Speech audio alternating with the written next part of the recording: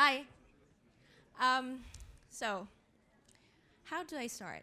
How many of you here are, how many of you consider yourself a designer or just like a fan of like creating things and drawing things and making things? Can you raise your hand? Oh, so I see not a lot. What about the people who like occasionally play with paint or like struggle with paint or any kind of graphic thingies? Okay, yeah. So we are here to try to solve your problems. The thing is, when you have an idea, you want to like try to in some way make it into a concrete thing, right? But well, things like Paint or even Autodesk, 3ds Max and Maya and so on, they kind of get in your way of doing that. I don't know about you guys, but I really have problems, for example, even dealing with the most basic thing like creating curves in Paint. Because you have to kind of have a line and then you have to drag it somewhere here or there and then create a curve. But the thing is, maybe Microsoft doesn't think of how my brain functions probably differently from theirs, that they would make the curve go in a different direction than what I expect. Things like that. So we would like to use VR as a tool to make the creative process much faster and quicker and more effective. You would just basically use your own hands, create things out of your own hands, or here, well, controllers. And there's nothing to get in the way, because you just basically use these controllers to make free-form things yourself. The thing here is, yeah, maybe free-form thing is still not, it doesn't cover the whole thing of 3D modeling. This is also not really our goal today. So for 72 hours, the past 72 hours, our challenge was to kind of roughly sketch an idea of how our end product would be like, which is a full-on 3D modeling tool in VR, which just like involves you using your controllers to make things. So these would be having the tools like creating basic primitives, which is a really easy problem to solve, or making just like importing 2D drawings into 3D with like extrusion tools and stuff like that, or basic Boolean functions with merging objects or subtracting objects and so on, and making free-form objects would be included in one of them, and we define this as the most complex problem, and this weekend we focus on solving that. So just imagine it as how you make, I don't know, for example, make a clay thingy, like you do pottery and stuff. You have your hands here, sorry. Can the people in the back hear me? Yeah, because I can't really use 3 hands. So just imagine that you have, when you do clay or pottery in general, you just like have firstly a big chunk of clay, right? And then you kind of in some way use your hands to form it.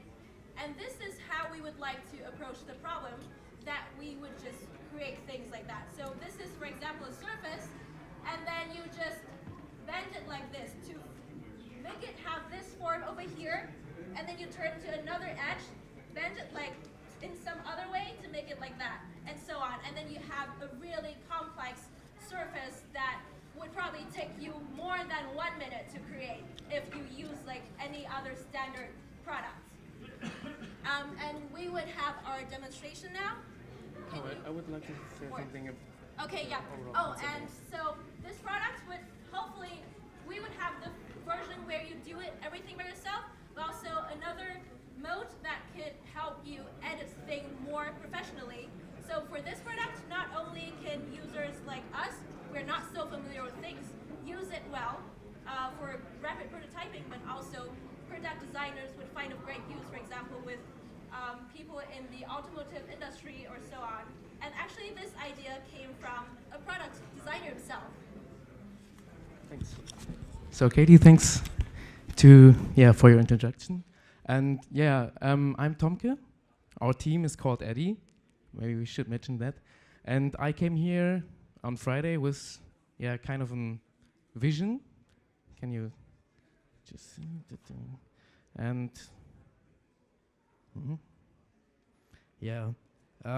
my slide from Friday looks like this, and this is kind of my vision how a product designer will do his 3D concept modeling in the future. we focused on one specific function, which might be called the rail function.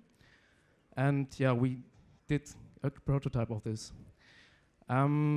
As a product and transportation designer, I know the really tough way from a 2D sketch to a final 3D model. And this final 3D model in industry is NURBS-based, which is a mathematical thing in 3D modeling with a computer.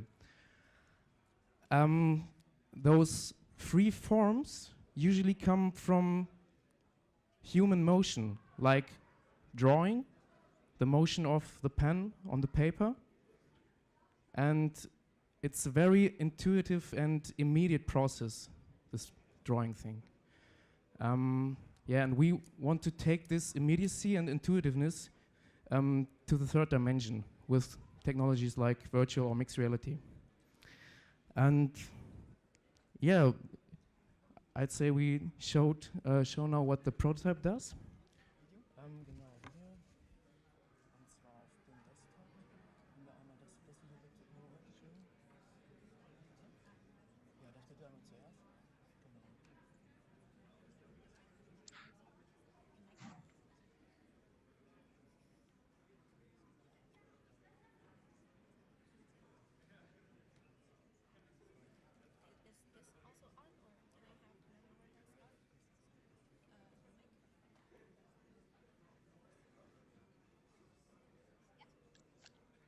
Can I start?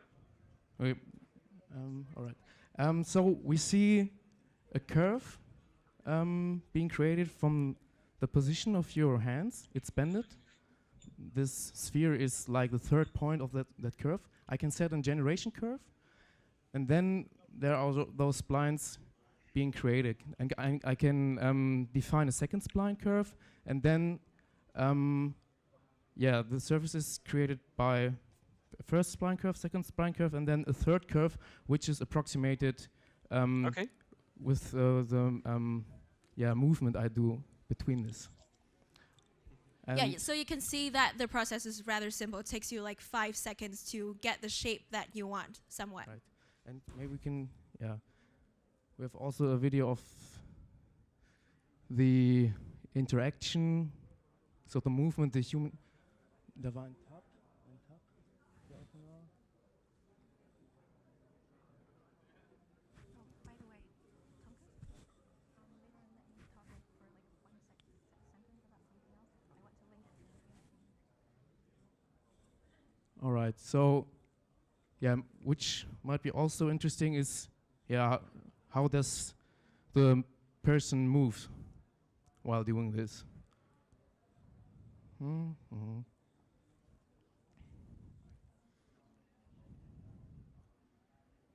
So here the bending stuff goes on, and you set the curve, have a visual feedback, and then it's freezed by pushing the trigger button, and then the second spline is like arranged in space, and then is freezed also with the trigger button, and the surface is created.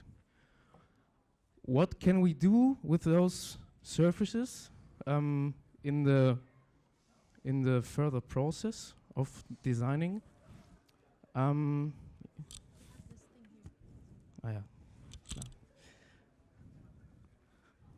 Prototype. The prototype was based on HTC5 and the controllers. Of course, the vision aims at mixed reality and gesture control.